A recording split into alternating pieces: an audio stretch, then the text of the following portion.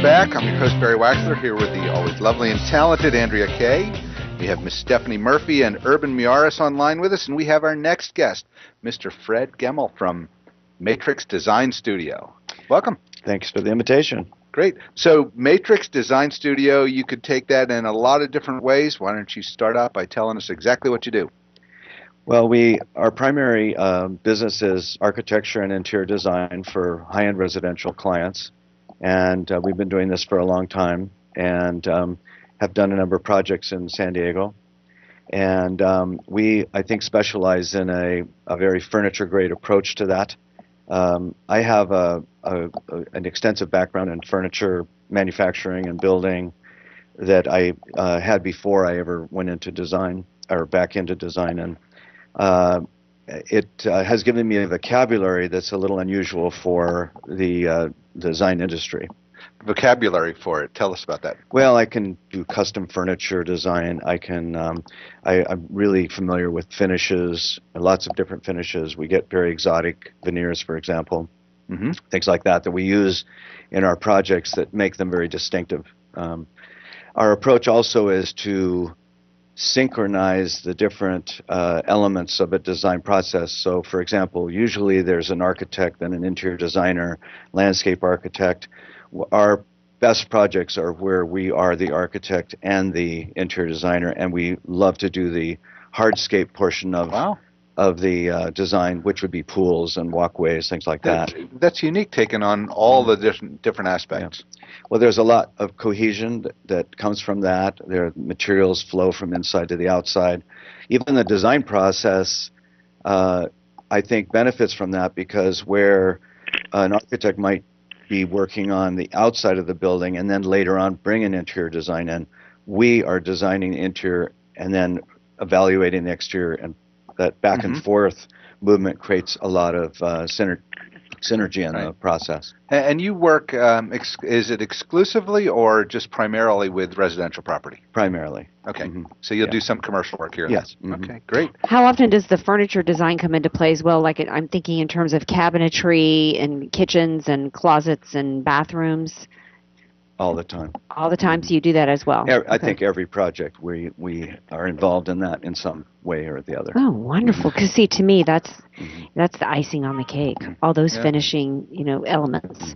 Yeah, and what I spotted earlier, which I thought was unique, is being around a lot of different types of design, not necessarily architecture, but you go into the design world in anything from graphics to building to architecture, what have you, and you always see the same flavor of the design by that same designer. Yeah, cookie-cutter. Cookie-cutter type stuff, because they all do the same thing over and over again, and that's not your story.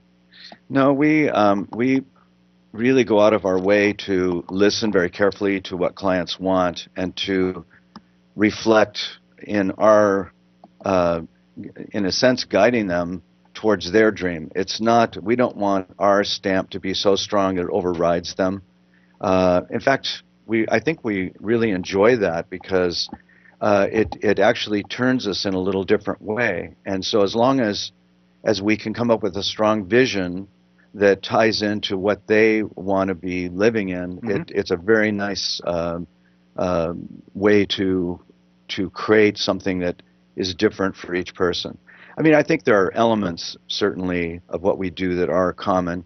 We really like timeless materials. We don't like a lot of decorative sort of flash in the pan. Stay away from current trends that are about to change. Pink and gray, that kind of thing. So I think for the most part, our projects look very good, and after 30 years, they should still be very fresh and wonderful. Yeah. Well, something I'm going to take a little different approach. I typically don't say this on air, but a lot of times we have guests on, not a lot of times, all the time we have the guest on, and we create the interview on our YouTube channel. So I welcome our guests to come to the YouTube channel. Just Google on YouTube the Close-Up on San Diego Business.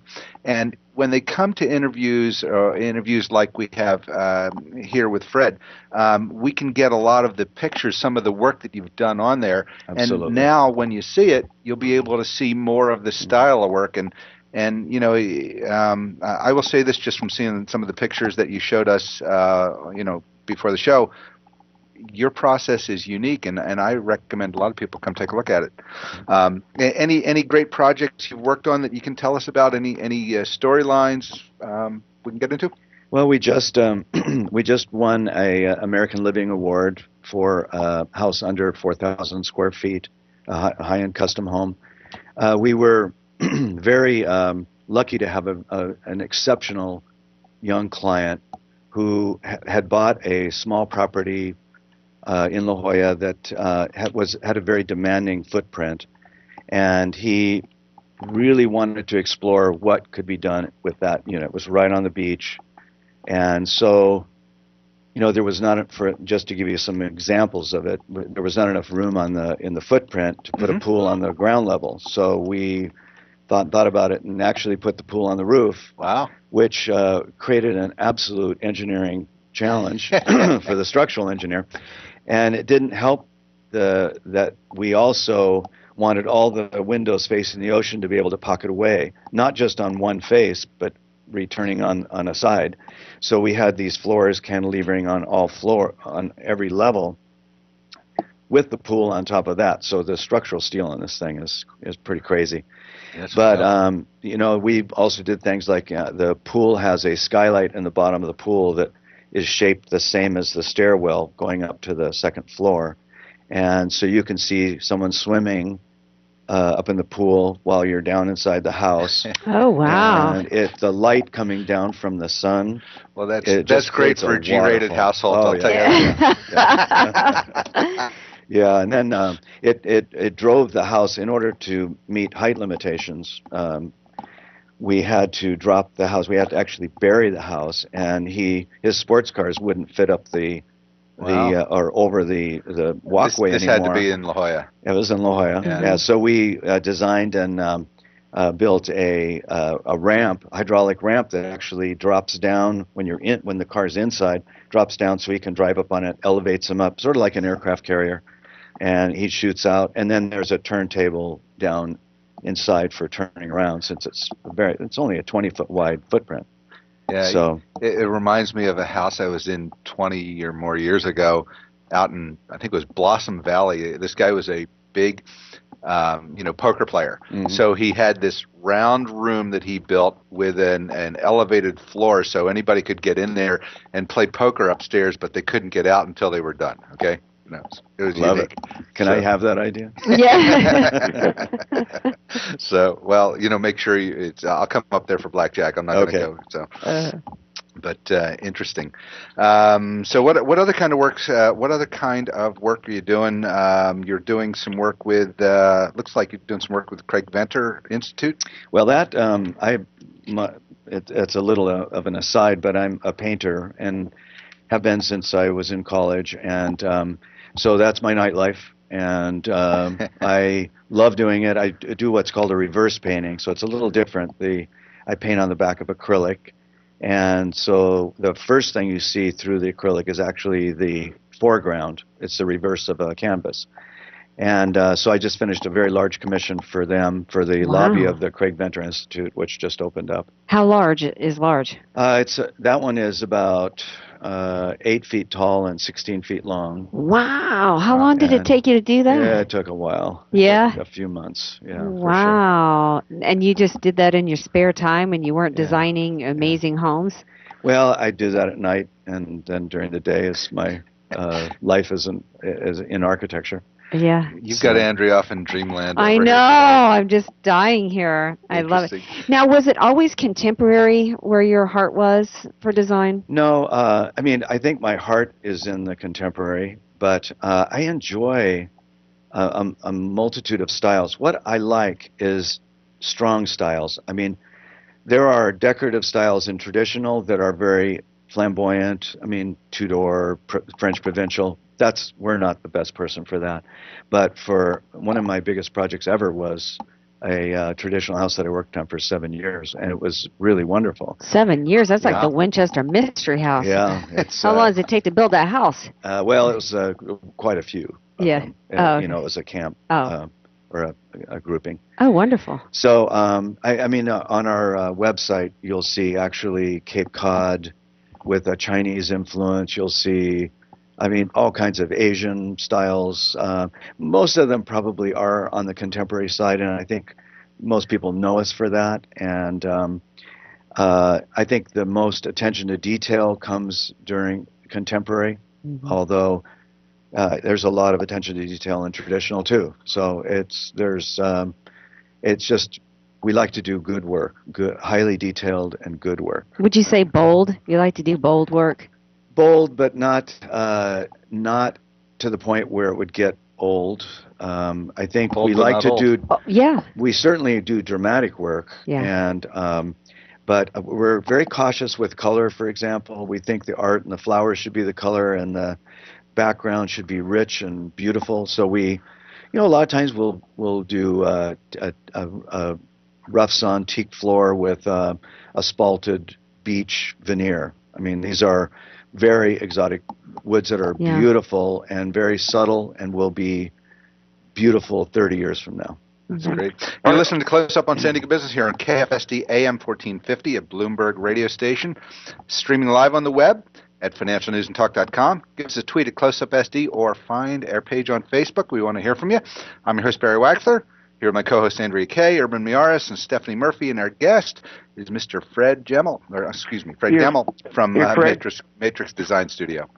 Yes, Fred, are you seeing the market at all for those that have mobility or other challenges or are looking in a design for the future, not only today but later on in years when they get older and possibly have a disability or other challenge?